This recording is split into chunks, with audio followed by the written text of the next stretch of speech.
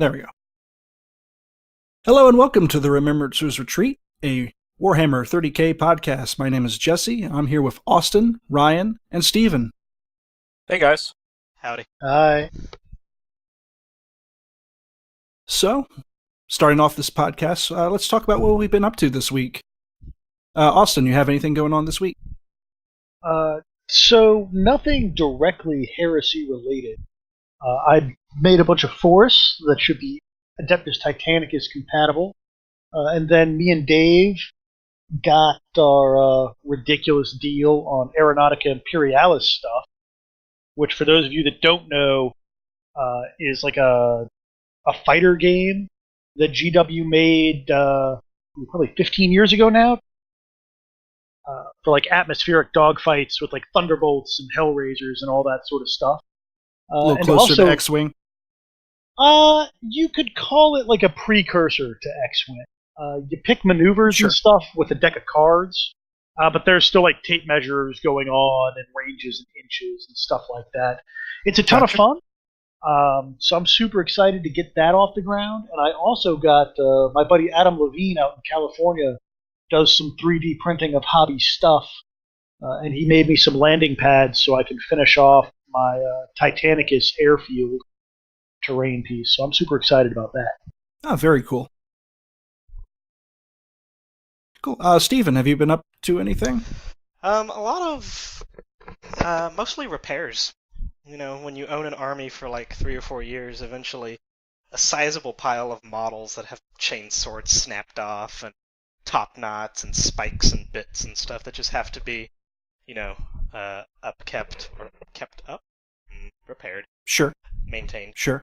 And I've switched cases on my armies probably 4 or 5 times, and I finally have one that fits them quite nicely. So the past two or 3 weeks has been kind of taking stock of my word bearers and seeing what squads need new members built and what members have to be touched up and stuff. So there's probably about 6 or 7 new Marines that have joined the squads to kind of replenish combat losses. I bought and this is one of the best things I've ever got. So you could consider this a plug, I guess. But if you ever get a chance to buy a tiny set of drills for your Dremel, if you are of the Dremelin type, it makes magnetizing so much easier. Magnetizing, because I realized I didn't have enough trays for all the special support and heavy support Marines that I wanted to make. So I thought, well, what if I just magnetized 10 Marines and then magnetized all of the weapon options? And so I did. And I thought it was going to take a long time, but with that little drill, we're talking 10 Marines get drilled out and magnetized in maybe the course of 30 minutes. That's pretty handy. Mm-hmm. It was like $30 for the Dremel, and then I think $16 for the drill bits. Although, if you do buy a new Dremel for it, if you don't have a Dremel, but maybe you're looking into getting one, for the purpose of these drill bits, make sure that the Dremel that you're buying has the properly sized, I can't think of what it's called, Camille bolt, I think? Something like that. It's the part that the drill bit actually slides into, and then you screw into place to tighten it down and hold it. The drill bit... Yeah, that piece. Yeah, the Dremel that I bought didn't come with any extra ones. It just came with the one size. Oh. And so I ended up having to take half of green stuff and just stuff it down into the... Whatever made it work. Yeah, and it did. Luckily, it came off pretty easily later. But, nice. Something to keep note of. You might be able to wrap some tape around the drill bit. Wonder if that might... No, I don't know. It out, maybe. That's just me. Yeah. That might be something worth looking at. I gotcha. Yeah. For myself, last Saturday I went to Williamsburg to go to the Williamsburg muster. And had a good time there. Met lots of new people. Had a really enjoyable experience. The guys down at Hampton Roads 30K did a really awesome job. They took the reins after I couldn't manage it this year, and they did a real good job. Had a great time, and looking forward to next year. What was the format for that, Jesse?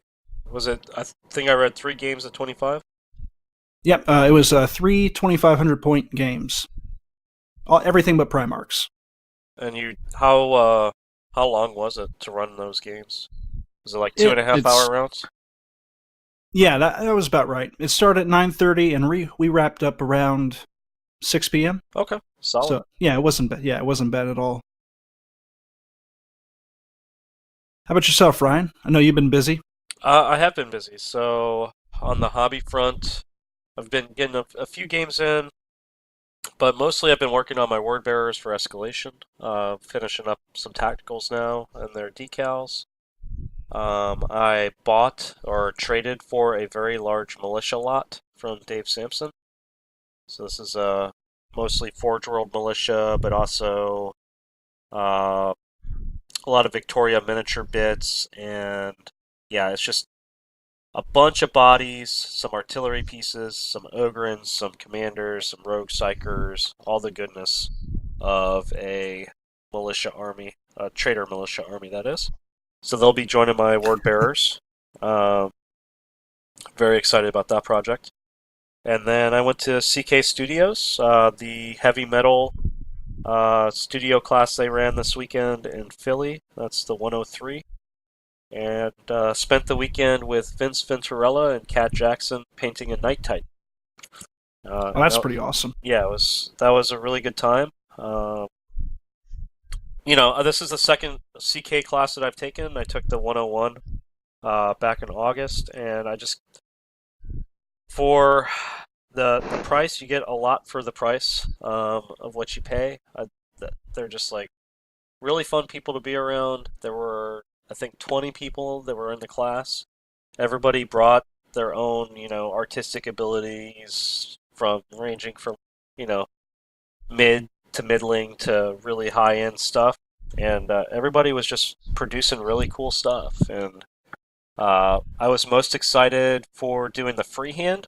The second day was all freehand stuff, but I picked up a lot of cool tips and tricks for just different metallics you can do, different OSL effects, and just all sorts of good stuff. Is this the Chaos Knight that you did with the big, huge, saw blade for a chainsaw? Yes. Yep. Man, that thing's cool. I really, really enjoy the freehand on that one.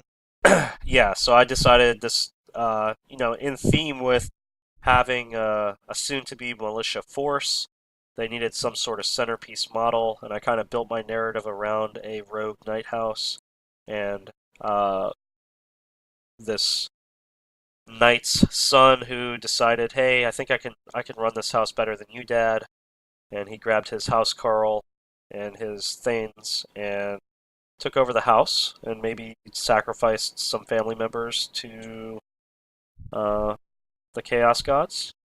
There may have been some there may have been some War Master encouragement from a agent of the War Master. But anyway, this was going to be the centerpiece for the army, so yeah, I really went to town. I decided, the whole thing was you figure out your paint scheme, and then you kind of come up with some ideas on what you want to freehand. And I said, well, I want to try to do a Chaos Star. I ended up doing a big one on the top carapace and a couple other ones all over. And it's cool because each of the plates, I'm going to be working over the next probably couple weeks. As I'm getting bored of other projects, I can just pop off a plate off the night and, work some freehand and finish up a plate at a time. And I might be trying to take this guy to the next level and maybe submit him for, the Nova Awards or whatever they call it for... Crystal Brush, I think it is? Or Crystal Brush. Crystal Palette? No, they do Capital Palette. That's what they do. Capital Palette, excuse me. So, yeah, I'll see where it takes me. It's just been a lot of fun. And I never thought I would like doing freehand, but now that I've taken the class and gotten some tips, it really comes down to don't be afraid. Try it out. What's the worst that can happen? And, yeah, it was awesome. It was a really good time. Well, very cool. Hope it works out for you. Yeah. All right. So tonight, we've got a few things going on. We have Jared talking about list building. And also, before we get started with that, we have Austin who wants to talk about Militia.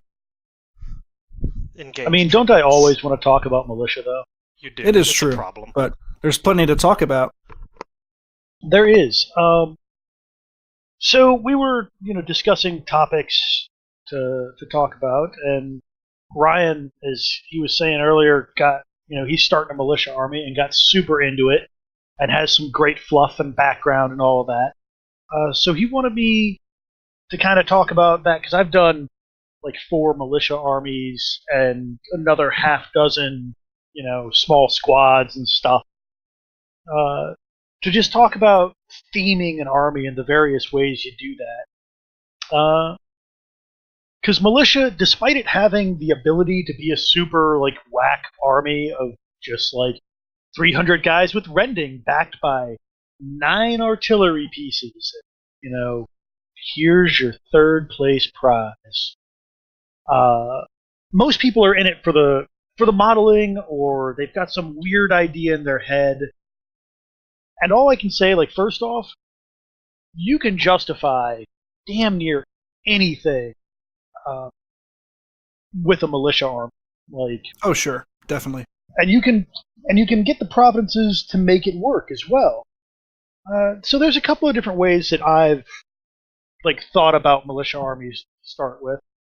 The 24th, which is my favorite, and I've brought to know over the past 2 years, are because I love World War I and wanted to do a World War I army, and kind of latched onto that idea and just made it happen. Like, did a shit ton of conversion, found the right models, and just made it work for me. The other one I have, so I have one that's Survivors of a Dark Age, and that all came about because the Valkyr heavy infantry that War Games Factory puts out are just gorgeous models. Like, I love them. I think Jason's also using them for his militia army. My buddy Josh, I think, also got them for his militia army, which is sort of funny because we all like latched onto them at the same time without really telling each other what we were doing, thinking, "Oh, we're going to be so unique. We'll have Valkyr heavy infantry for guardsmen with 3-up armor." Oh, you guys are doing that too.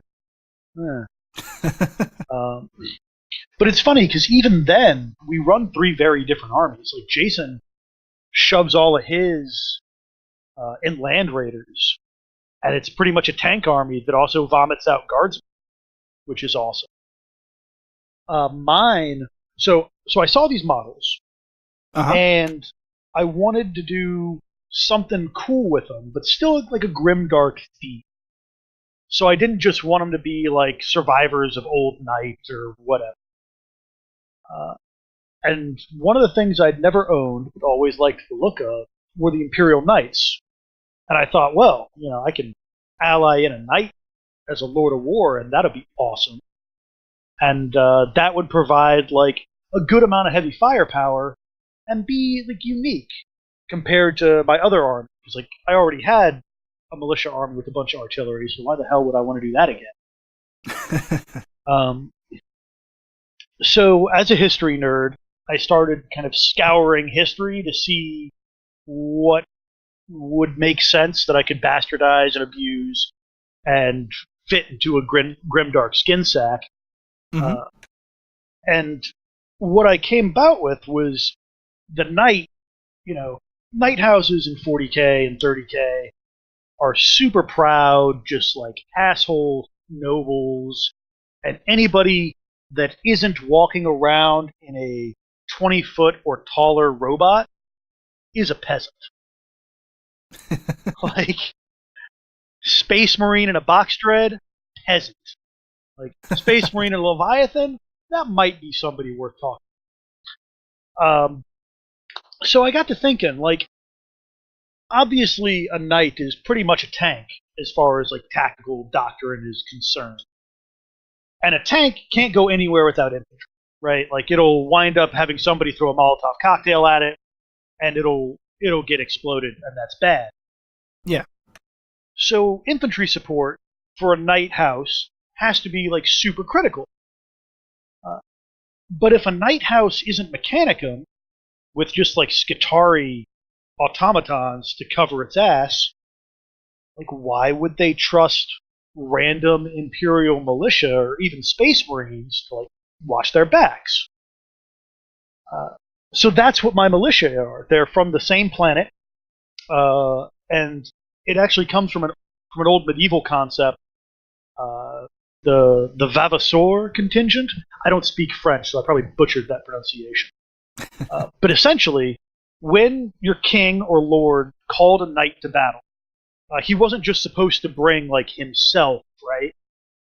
Or even like himself and a squire. He was normally supposed to show up with, hey, you're also supposed to have 4 mounted archers, and you're supposed to bring 10 spearmen with you, and yourself, and your squire to help out.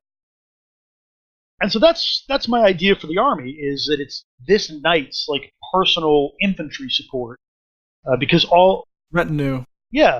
because all other infantry are garbage in his eyes. His infantry are still garbage, don't get me wrong, but they're a little more elevated. So yeah, it's like that kind of thinking that can really take you down a super fun place with militia armies and give it a real like theme and backstory that like me personally, when I started it, I had like a vague concept of what I wanted. A couple of hours trolling through like Wikipedia later, and like I have an army that I could talk about the background for as long as any Legion player could talk about their oh yeah, this is my Ultramarines 144th Company, and they were at so and so and did such and such, which I think like it's part of the hobby I really enjoy.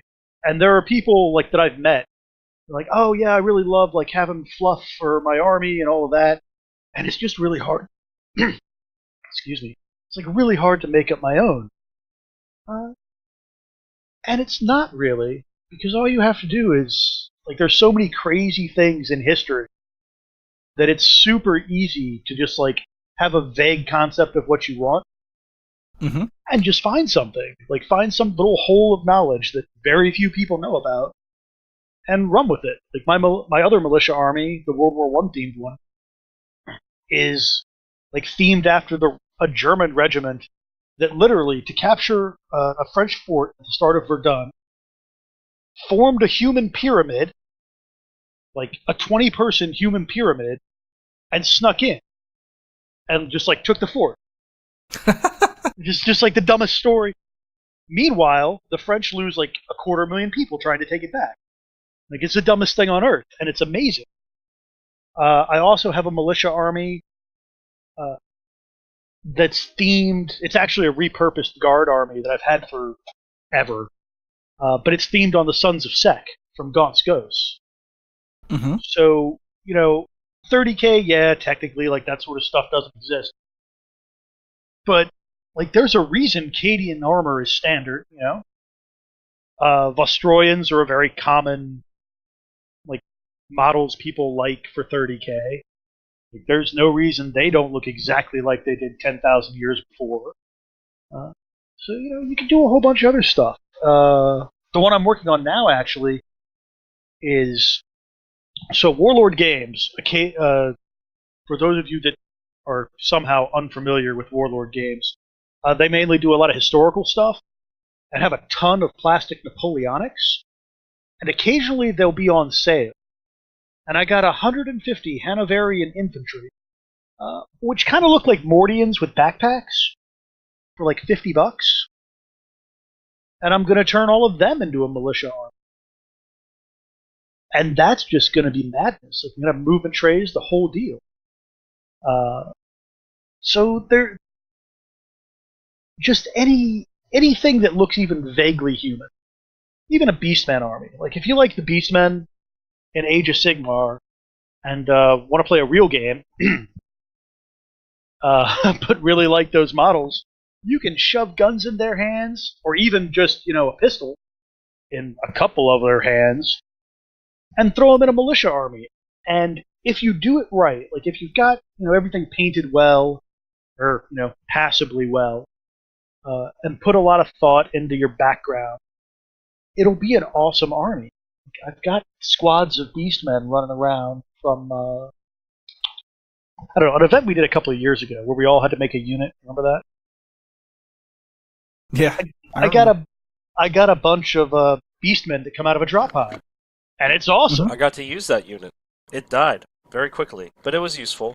It was a very good I distraction. mean, that's exactly, and in the fluff, that's exactly what I thought of them for. Like, hey, the Munitorum has like beastmen units that get shot to pieces, but if they actually get in close, will mess somebody up. And the Munitorum also has a bunch of drop pods that are kind of past their best used by date. And you'd know they put 2 and 2 together and just start dropping beastmen on people. Yeah, that's one thing that has really drawn me to Militia is there's a couple things to kind of play off of what you were talking about. You have the legions, and you have a lot of people that play 30K and look at it as a legion game, right? And for the most part, it is. You have a lot of fluff and narrative that kind of dictates what a legion does or does not do. The Militia, probably along the same lines as Mechanicum, allow a player that wants to create their own unique narrative and fluff. It gives them all the tools you need to do that, right? So yeah, of course you can take some Cadians and make them Cadians, or Vestroyans and make them Vestroyans.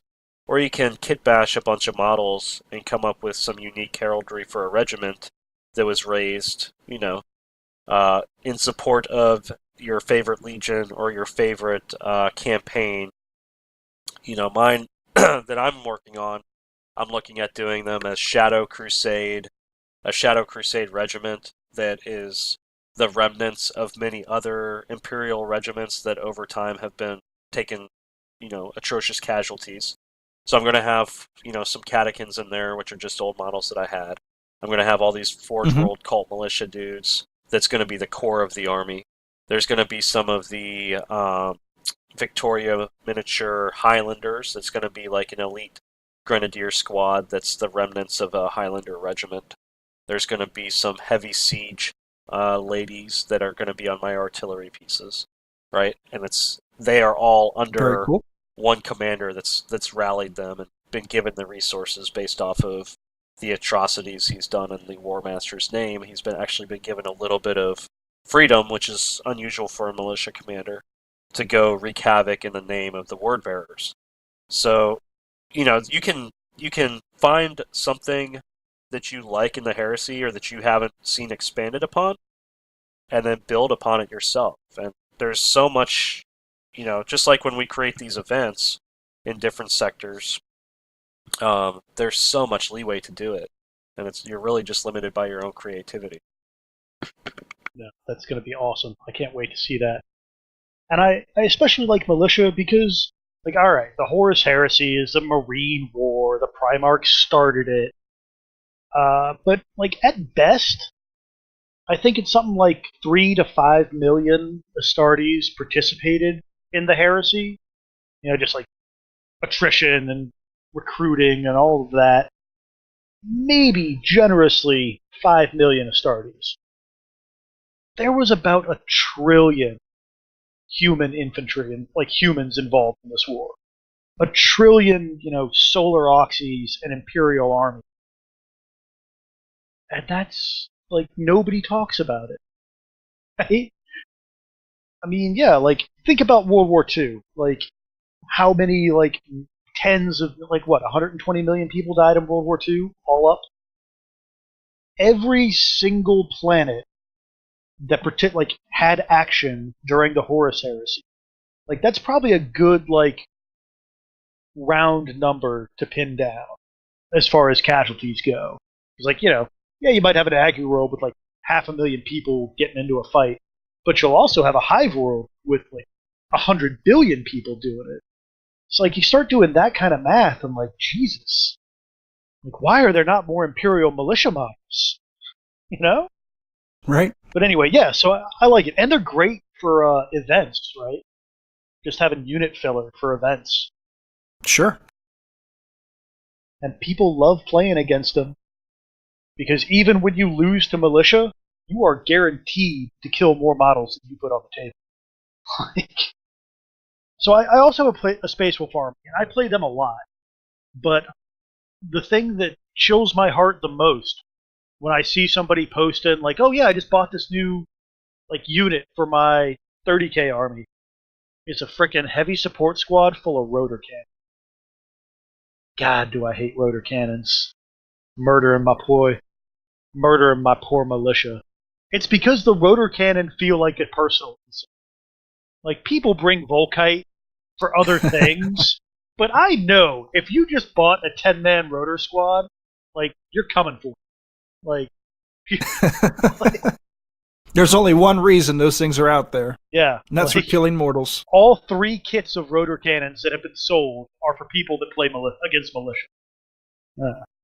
But I will say that, and this is pure bias talk, the most fun I've had playing 30k has been militia on militia matches. Like, I don't really know why, because I've played bolt action, and this is, it's just laser action. But I did not really enjoy my bolt action experience, but this gets hilarious. Austin, I got a quick question. Let's say I wanted to create a militia army of Calibanite knights before the coming of the Emperor and whatnot. Survivors of the Dark Age, definitely, because it mentions that they have rudimentary power armor and bolters. What would be a good second providence to take to complete that up? I would go with... Probably tainted flesh. I would go... right, because they're all fucking... Warrior Elite, if you wanted to stay super fluffy, which would get that sounds good. A solid leadership bonus across. Or if you wanted to represent the fact that, and I'm not, they've got a good amount of close combat capability, so maybe also Feral Warriors for the extra weapon skill. And then you could buy, I don't think for that particular fluff theme I would buy them an extra attack, but maybe. And yeah, just run a ton of grenadiers and maybe some aspirants, right? Yeah, of regular line definitely. troops with just pistols and close combat weapons, and go to town on it.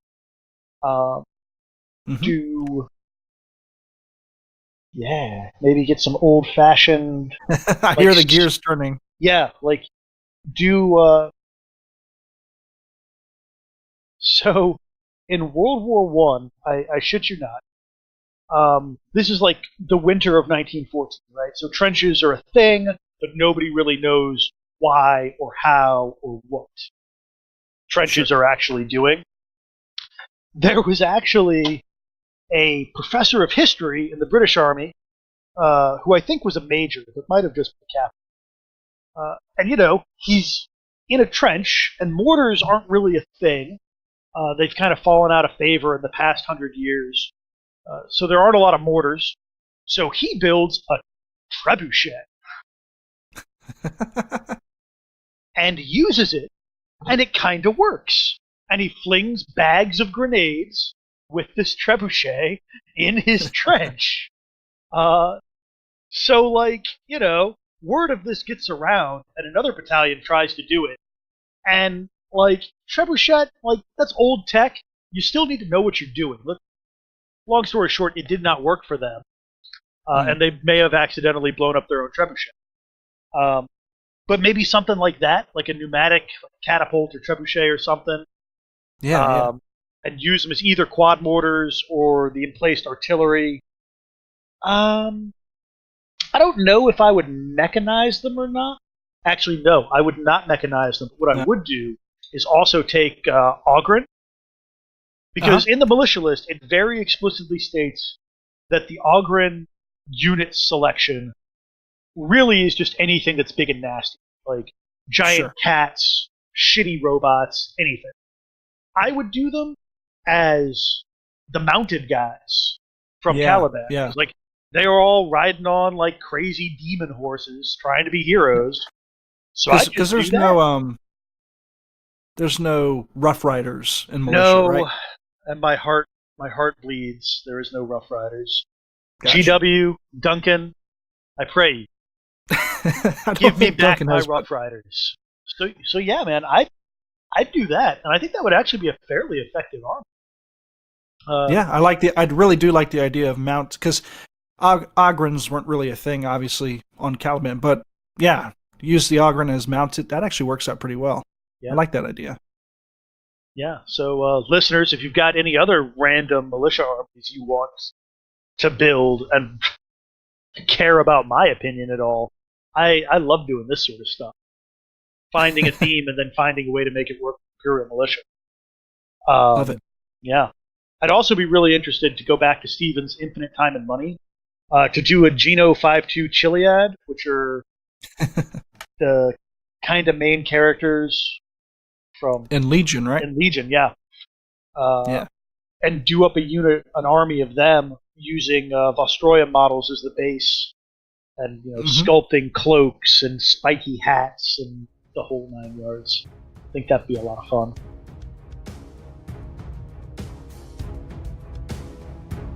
If you're in the Maryland area, it's still not too late to join the 2019 Escalation League. This league began on the 1st of January and will run through the 11th of April.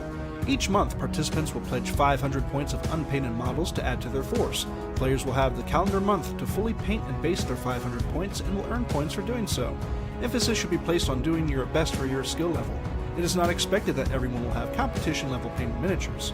Everyone is at different skill levels, and the organizers just want to see an honest effort in creating a great-looking army that you are proud to play with. Players will also earn points for each game that they play with their fully painted force, 500 points in January, 1,000 points in February, and 1,500 points in March. At the end of the league, the players with the most points will be eligible to win a prize. There is no entry fee to participate. Check out Maryland 30K on Facebook for the full details. On March 30th of 2019, we have Vengeance in the Void. The galaxy burns, war has spread to all reaches of the Imperium, an orbital platform used by trader fleets as a rearm and refit center has come under attack by splinter cells of Loyalist forces. This game day event, players will play 3 1,250-point Zone Mortalis games.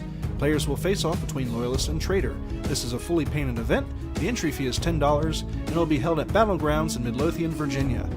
Check out Remembrancer's Retreat on Facebook for more details on the event.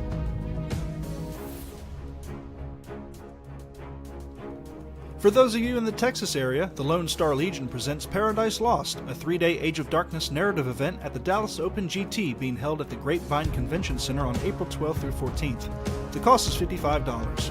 There will be 1,000-point Zone Mortalis and 1,500-point Centurion battles on Friday, 2,500 or 3,000-point frontline games on Saturday, and a mega battle event for all your big toys on Sunday. Bring your forces to Texas to decide the fate of the Sordes system and its Archaeotech vaults. Special characters are allowed, and a character advancement system will be in place for those who take generic characters.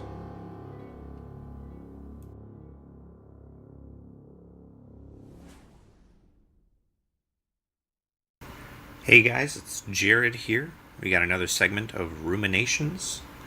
Today we're going to be talking more list building, but in particular incorporating militia into your list, either as allied detachments or incorporating allied detachments into a already existing militia list. These are list builds I'm either drawing from the fluff, or maybe I found certain flaws in some army designs that maybe could be benefited by the presence of militia. So we're just going to get right into it. This first list we're going to talk about is an Army of Dark Compliance. Those are found in Book 6. I believe it's called Retribution. It's a trader-only army theme that specializes in basically combining a Legiones Astartes force and militia. So they basically share a force organization chart instead of an allied matrix. It lets you blend the two different forces together in a lot more cohesive way. It has certain drawbacks. The Space Marines in said detachment cannot take a right of war. There's certain limitations, but the added firepower and bodies of militia more than make up for them, in my opinion. So we'll get right into it. This first list is a Word Bearers militia list. So it's headed up by Zardu Layak. And it's funny, since writing this list, both Ryan and Robbie have started making armies of their own based around Zardu Layak and incorporating different militia themes into it. So I'll just start going right down the list here. Starting with Zardu Layak, he is your warlord. And as we've discussed before, he's a pretty interesting character in that he has Zealot. He is a Mastery Level 2 Psyker. He gives access to the, I think it's called Dark Channeling, the little boosts for Word Bearers. So he has a lot of powers, but also he's only got a Force Staff. So in close combat, he's swinging with an AP4 weapon, so he is still at risk from your tactical sergeants with a power fist and the like. But he has that lovely option of taking blade slaves as a retinue. And as we all know from the just released FAQ, they now have chosen warriors, so they are considered his command squad basically, and can accept challenges in his stead. And they are far more intimidating than he is in close combat. So we've got Zardu Layak, we've got his blade slaves accompanying him. Our other HQ choice is going to be just your basic chaplain with melta-bombs and a combat shield. Dirt cheap, but very effective HQ choice at 95 points. Now, another nifty thing that I didn't know until recently about Zardu Layak is he makes Ashen Circle squads troop choices. And if you've listened to our FAQ episode, you'd know that Ashen Circle squads just got a huge bonus in that their axes now are AP3 and they still swing at initiative. And with access to Dark Channeling, these guys have a 50% chance of getting Zealot. They can get +1 strength. They're a very, very nasty unit. And I think we're going to see a lot more of them on the table, and I'm very excited for that. So in our troop/elite squad, we've got 2 Ashen Circle squads, both 10-man squads with Dark Channeling. I gave them 3 power axes just for that AP2, but really, if you want to save the points with the bonus they just got, that's not really necessary. I would save you 30 points if you feel like it. Melta-bombs on the sergeant and artificer armor on the sergeant as well. So these are a fast, hard-hitting unit. That's also likely going to stick around for a while. Now, going through the militia units here, we're going to start with our force commander, and for his provenances, he will take Cult Horde and Feral Warriors. So Cult Horde is your generic massed infantry, your disposable guys. Models wise, it's your Poxwalkers, it's your fantasy flagellants. These are your disposable infantry. In the fluff, they're the mechanics, the civilians, the farmers, the guys who aren't full-time soldiers, who just get brainwashed and pressed into service by the ruinous powers. And Feral Warriors is a nice buff as well for them, because Cult Horde gives you Hatred and Stubborn, which is a nice bonus, but Feral Warriors can give you +1 attack with the Blade and Fury upgrade. Your force commander will have a Tainted Weapon and Melta-bombs, and all in all, for 130 points, that's a pretty effective loadout. One thing about these allied detachments in the Army of Dark Compliance is they can get pretty expensive points-wise very quickly.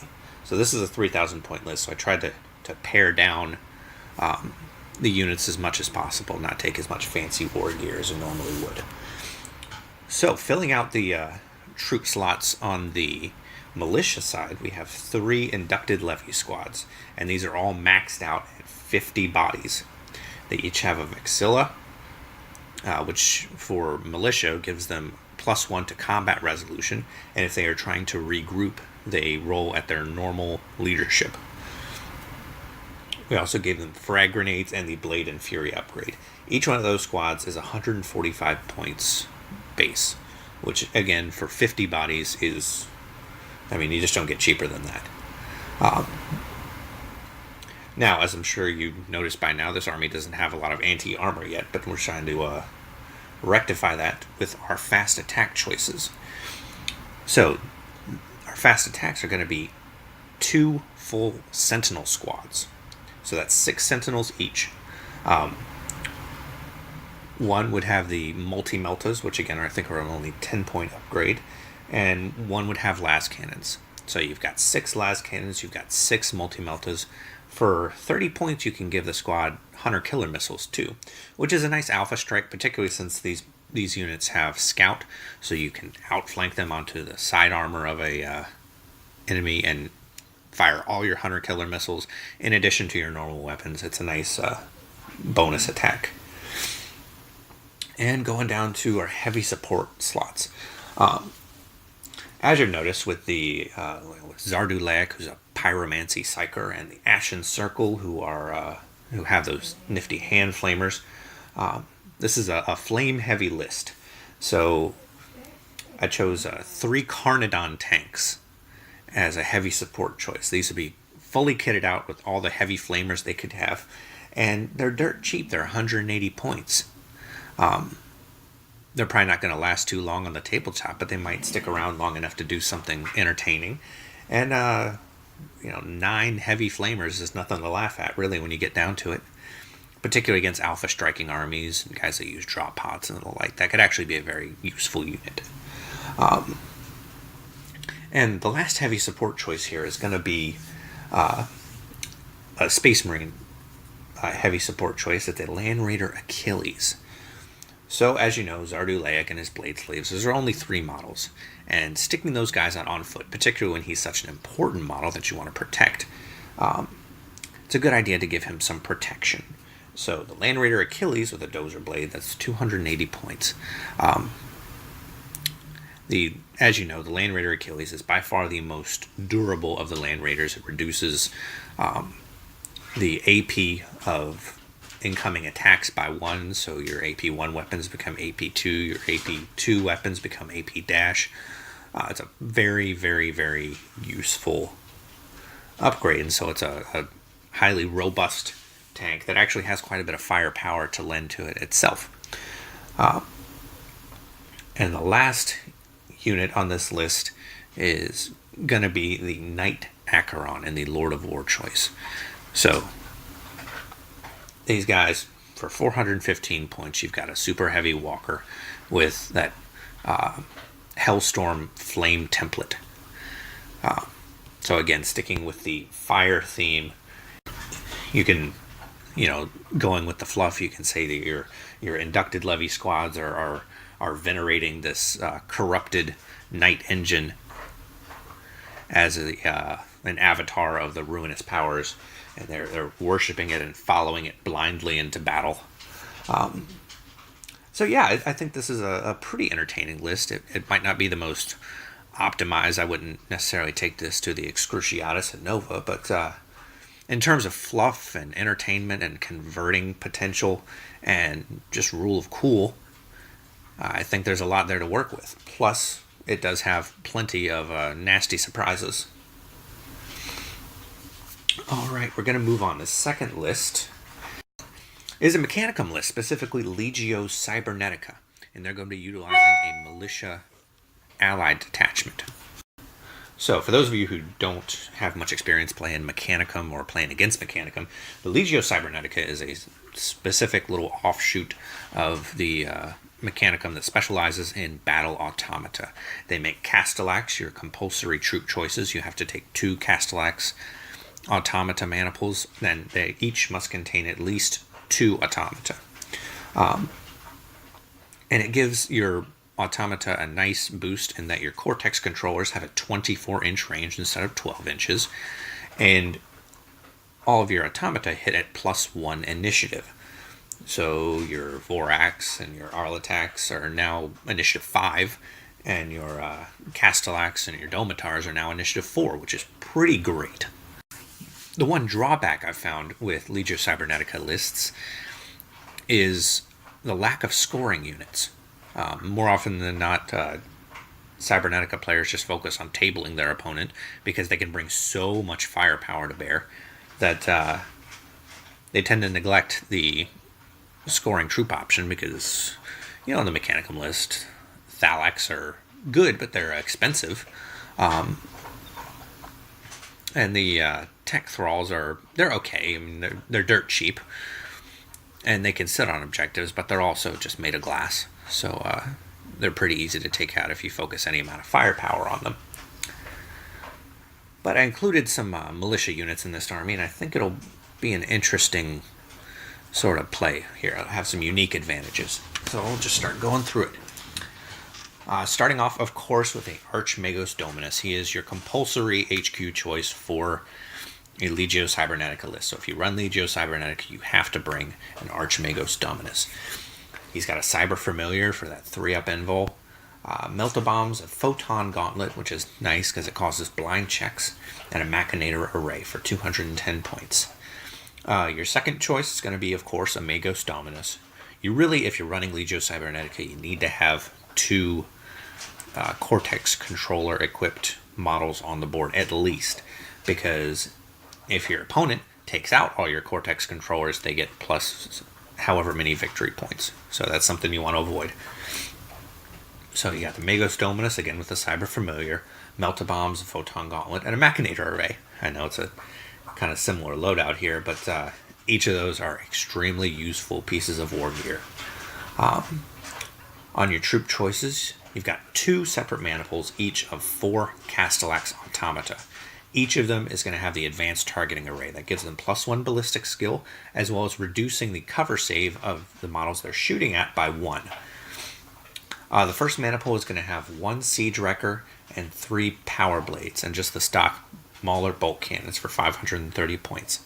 The second maniple is going to be kind of your more long-range shooting maniple.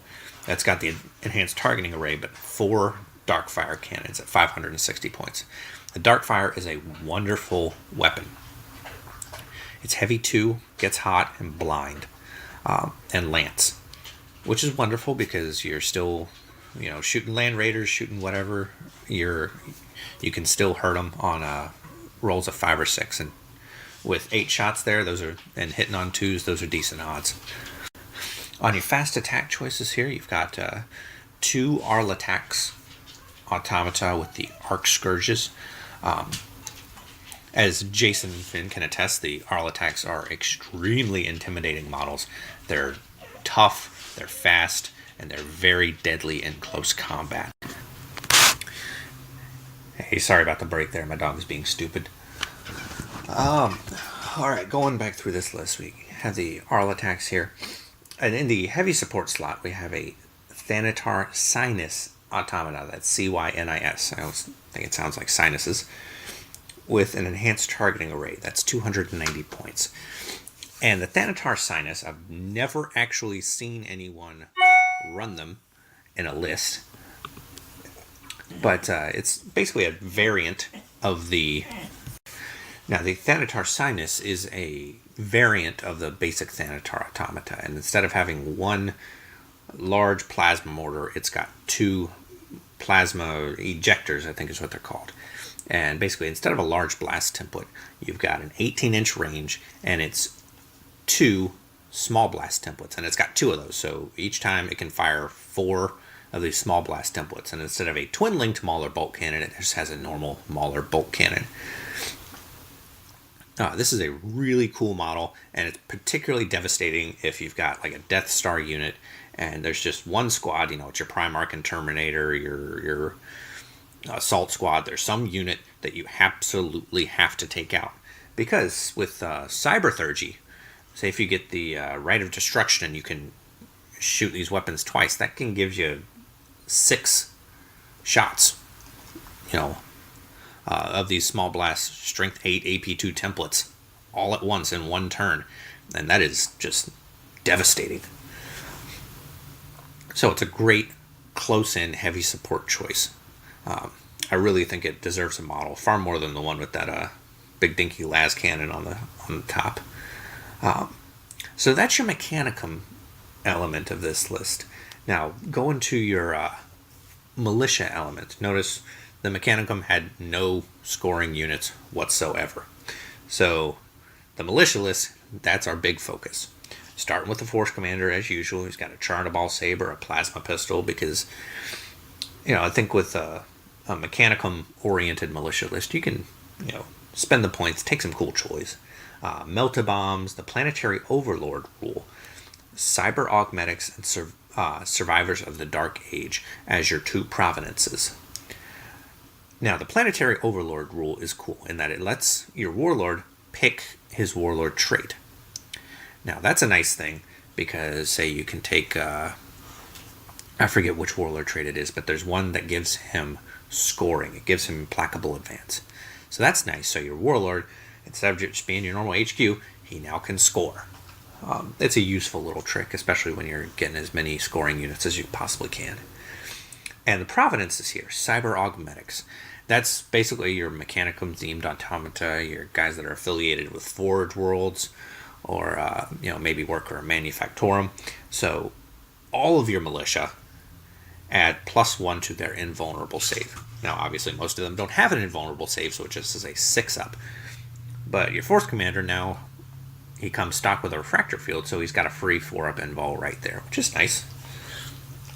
And Survivors of the Dark Age, which, being one of the most popular provenances, gives you +1 to your armor save, so your Grenadiers are now in Power Armor, your basic infantry squads are now in Carapace Armor, and it gives you access to Rhinos, Land Raiders for your Grenadier squads, and gives you some more, it lets you add strength to your las rifles, your las locks, your rotor cannons. Gives you some pretty cool toys for particularly for just mortal players. So that's your Force Commander, and with Survivors of the Dark Age, you're required to have your compulsory troop choices be filled with Grenadier squads. So we just took 2 Grenadier squads with Melta-Bomb on the Sergeant and Bolters on the whole squad. Dirt cheap. They're 100 points, and they are transported in a Rhino with a Dozer Blade, so 40 points. Again, these are cheap scoring units that can just hunker down on an objective, claim you victory points, while your opponent is tied up dealing with all these automata and all these tough, hard-hitting units that he's got to focus fire on. On your 1 elite slot here, you took an Ogryn Brute squad with 2 extra Ogryns. That's only 190 points. And these guys are literally just meat shields. I didn't give them any special anythings, no carapace armor, no nothing. They're just bodies, ablative wounds, because your Force Commander is going to go with them. So these guys can just run up to wherever, and they've got 3 wounds each, so that's 15 toughness 5 wounds that your opponent has to weather, and they've already got 4-up invuls because they also benefit from the Survivors of the Dark Age provenance. So that's a pretty tough unit as long as you're not getting shot at by Demolisher cannons or getting hit with dreadnoughts. So these guys can just hunker down on an objective and get you those points. And the 1 heavy support slot we took here is 3 Basilisk cannons. Sorry about that, can't talk. 3 Basilisk cannons for 225 points. And for the points, you're not going to get a much more effective shooting unit. These guys, they've got the Basilisk gun, so they start at 36 inches out, and they can hit pretty much anything on a normal size table. With a Strength 9, AP 3, Barrage, Large Blast template, which is great. And what's awesome about the Militia artillery is that you've got 4 wounds on each gun, and then you've got 4 gunners with the option to take even more gunners. So these guys, unless you pin them, unless you force them to run away or something, they're just going to stay there. And they're toughness 7 with a 3-up armor save. Austin and I have had games where we just poured fire into each other's. We each brought 2 Medusa lines, and after a turn or 2, you maybe take out 1. They take so much shooting to take out, and again for 225 points. The chief complaint I see out of Astartes players that bring the Medusa tanks, the Basilisk tanks, is they're a glass cannon. They're so delicate. These guys can take shooting attacks all day and stay in the fight. It's a really, really, really good unit. So that's a 3,000 point list. So you got 3 scoring units there. You still got a mess of automata and a fair amount of firepower. And again, it fits nicely with fluff. There's every reason to have militia with mechanicum. Any sort of mechanicum detachment would require a pretty sizable contingent of servitors and mortal technicians, all sorts of accompanying staff to go along with them. So our last list we're going to go over is probably my favorite of the ones here, because I have a soft spot in my heart for the Raven Guard and their militia allies, the Therian Cohort. If you've read Raven's Flight or Deliverance Lost, these guys make an appearance. They're a militia detachment that was closely affiliated with the Raven Guard Legion during the Great Crusade. They served alongside Corvus Corax and the Raven Guard, and they served with distinction. So this is a militia detachment that focuses on the Therian Cohort and depicts them as faithfully as I could, and has a Raven Guard allied detachment making use of the Liberation Force Rite of War. Now this is drawn straight from the fluff. At the end of Alright, sorry about all the breaks, Jesse here. So the end of the novel, Deliverance Lost, sees the Raven Guard and the Therian Cohort sort of begin this campaign of liberating worlds that were under the heel of Horus and the Traitor Legions. And the Therian Cohort, particularly when they were assaulting, say, the Perfect Fortress, the Impossible City, I think it was the Perfect Fortress, held by the Emperor's Children. The Therian Cohort often has the dubious distinction of providing kind of meat shields for the Raven Guard. And, allowing the Legion to use their stealth and ambush tactics to the maximum effect. So I wrote a list that kind of reflects that rite of war and those tactics that are displayed in the books. And let's just start going through it. So starting off with the Force Commander, as always. And, writing him in mind, I had, I believe it's Marcus Valerius is the head of the Therian Cohort, a proud, staunchly loyal warrior. These guys I always viewed as kind of the prototype to the Imperial Guard. So it's Force Commander with a blast pistol, Charnabal saber, melta-bombs, an iron halo, and planetary overlord rule. And for that, I personally would choose the Beloved of the People rule, which means that if your Force Commander gets taken out, all your units for the duration of the game benefit from hatred. Basically, they're mad that their general was laid low, so they're trying to take it out on their opponent. And the 2 provenances that would go with this force are Warrior Elite and Feral Warriors. So I always kind of imagine the Therian Cohort as sort of the Napoleonic redcoats. They're described as having very red uniforms and just this proud warrior tradition. So I kind of pictured them as, the Napoleonic era Battle of Waterloo type force, big shako hats, fancy uniforms, robust mortal warriors. So with the Warrior Elite Provenance, you get +1 leadership to a maximum of 9. So it more or less makes your guys at Space Marine levels of morale, which is extremely useful. And Feral Warriors, which again gives them +1 to weapon skill, and you can have +1 attack too if you pay for Blade and Fury. Again, a very nice upgrade here. So we'll just start going through it. Your troop choices will consist of 3 of the basic infantry squad. So that's 60 guys, melta-bombs on the sergeant, power weapon on the sergeant. Now I know that's not optimal, but given the provenances we took, I found it appealingly fluffy.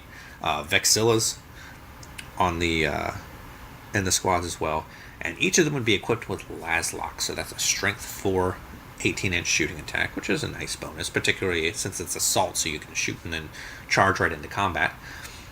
Crack grenades on the whole squad, and again, that Blade and Fury upgrade. So that's a lot of extra war gear, and each of those squads is still only 125 points.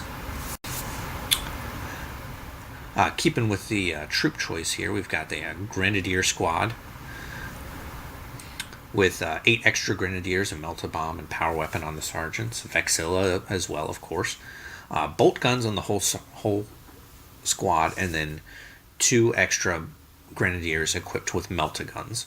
So that's sort of your, elite household retinue for your force commander. Those are your top tier guys who are best equipped and most courageous. In your elite squad, just 4 of the basic medics that's 50 points.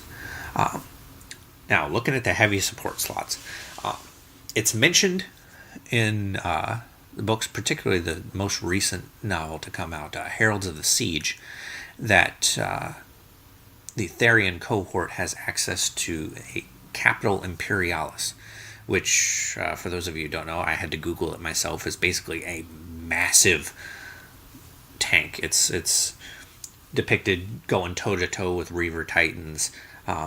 Basically a mountain on treads that has a gigantic cannon on top. It's just a moving fortress.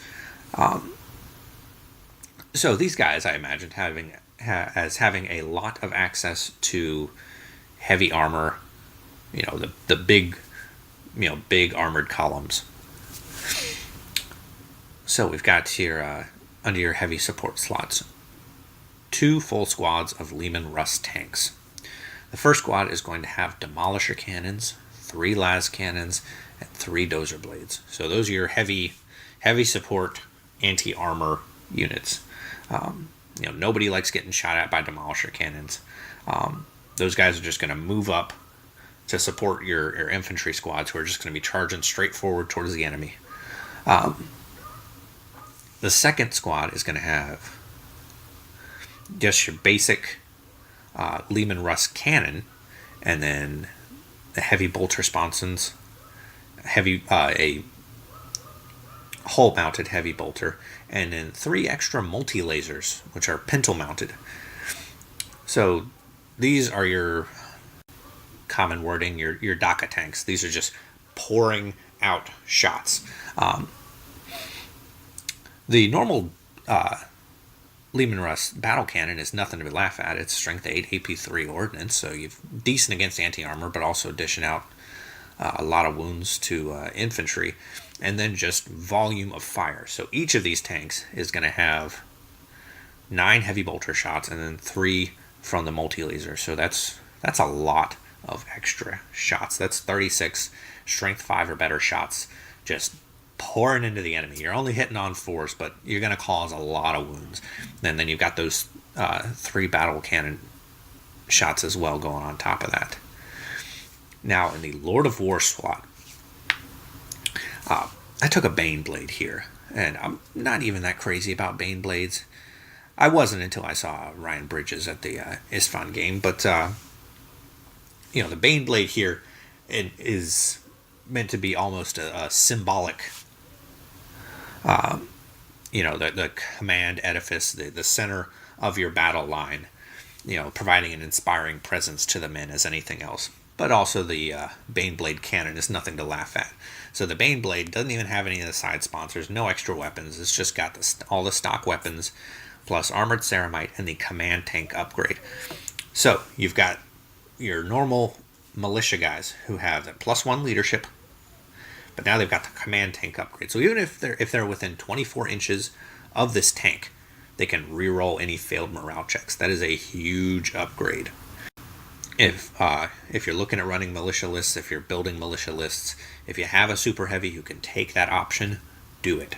Just 100% take that. It's the best 25 points you'll ever spend if you're running a Mortals list. All right, now going to our allied detachment. This is where things get a little interesting. So obviously this is going to be a Raven Guard allied detachment, and they're running the Liberation Force Rite of War. And this is a Rite of War that, a lot of people weren't very impressed with. It's so catered to the fluff, but there aren't that many militia players out there who also are Raven Guard players. There's just not a lot of people out there running this Rite of War. But it gives you some unique traits, and it is particularly useful, I think so. So this Rite of War makes it so that once per game, your detachment can benefit from Zealot, which is nice. Zealot's never a bad thing, but then also any militia squads that are accompanying this detachment, if they are within 6 inches of a Raven Guard model, are fearless. Now that's very cool. So you've got these guys who are already brave, already by mortal standards, just extremely brave. But then, now you made them fearless. Now they can go up against dreadnoughts and just get pulped turn after turn, but they're tar-pitted because they're fearless. I ran this Rite of War with a similar list, not exactly this, against Stephen and his Night Lords, and this rule kept me in the fight. It was a really surprising game, because he had such a heavy, melee heavy force, but my mortal guys would just not run away because they were fearless. So going through this allied detachment, we've got a Praetor, Paragon Blade, Iron Halo, Melt-A-Bombs, and a Jump Pack. So your basic, Raven Guard Praetor, your assault heavy guy. On your troop slot, you've got 2 tac squads, just 20 bodies. And again, on the table, I would spread them out as far as I could, or maybe even infiltrate them onto an objective. Giving them support for the militia bodies that are coming in. These guys would just have your basic close combat weapons and Melt-A-Bomb on the sergeants. 150 points, super basic. They're mainly there just to provide extra bodies and to boost the militia who are already going with them. And the last unit in this list is your dagger, your assassin's blade, the Dark Fury Assault Squad. And with the points available, I could only take 6 of them. Melt-A-Bombs on the sergeant, that's 210 points. But as we've noted before, the Dark Fury Assault Squad is probably, for the Legiones Astartes units, probably the nastiest assault unit available. These guys, game after game after game, year after year, have done wonderful work for me. With 6 models, you got 24 mastercrafted rending attacks on a charge, hitting an initiative 5. They are just mean, nasty guys. And they're dual lightning claws, so they've got dual Raven's Talons, so you've got rending and shred. They're just really good units. So they can be accompanied by the Praetor, and say you've got a threat coming in, be it an enemy Death Star, be it an enemy Praetor or a Primarch. These guys can come in and do some good work for you. So that's the list here. I hope this gave everybody some decent ideas, and I hope you enjoyed it. Thank you for your time.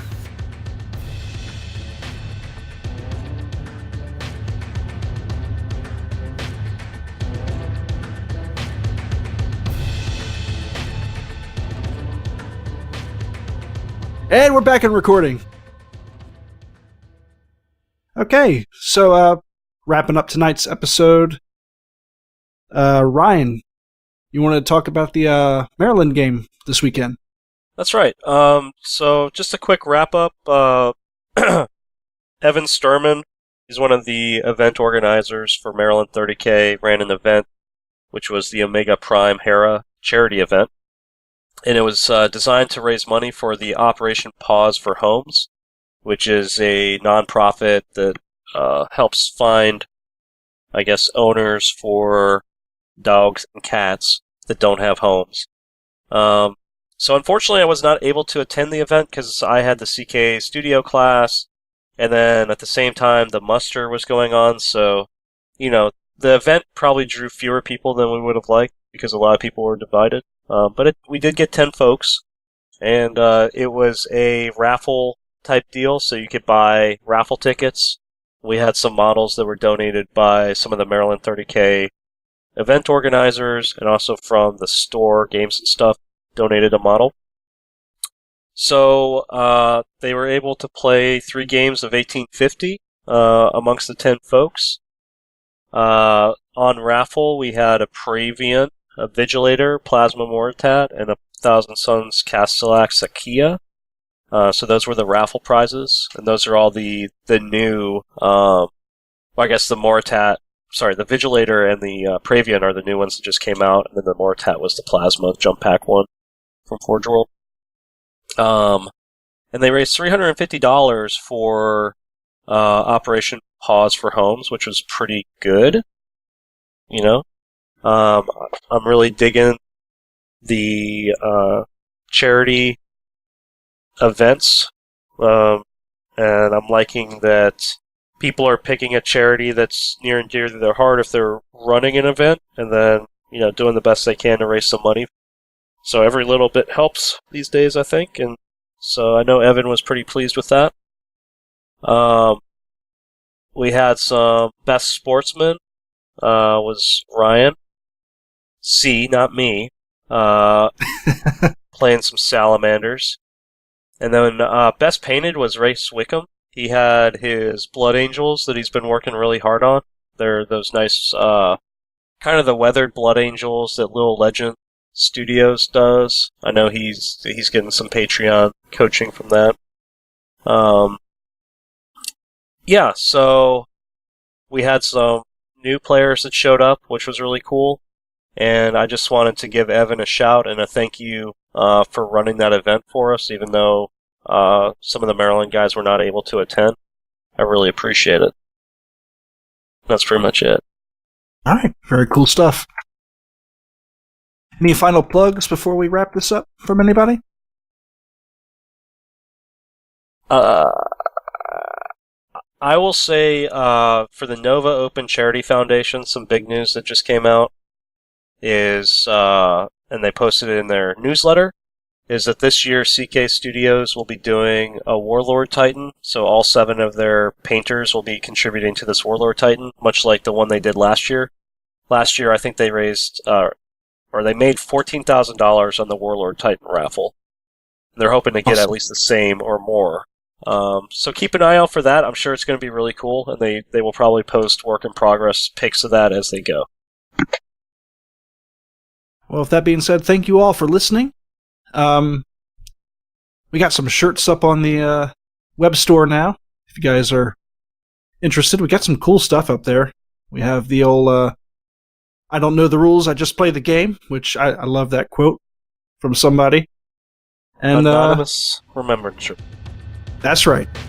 It's an awesome shirt, and if there's anything you guys are interested in that you'd like to see posted on in our web store, just let me know, and I'll try to make it happen. Once again, follow us on Facebook, Twitter, Instagram. I'm still poking around with that a little bit more, and yeah, I'd say that's a night. So thank you guys for joining me today, Ryan, Austin. A pleasure as always. Thank you, sir. All right. And from the Remembrancers Retreat, my name is Jesse. Have a good night and keep those dice rolling. Bye-bye.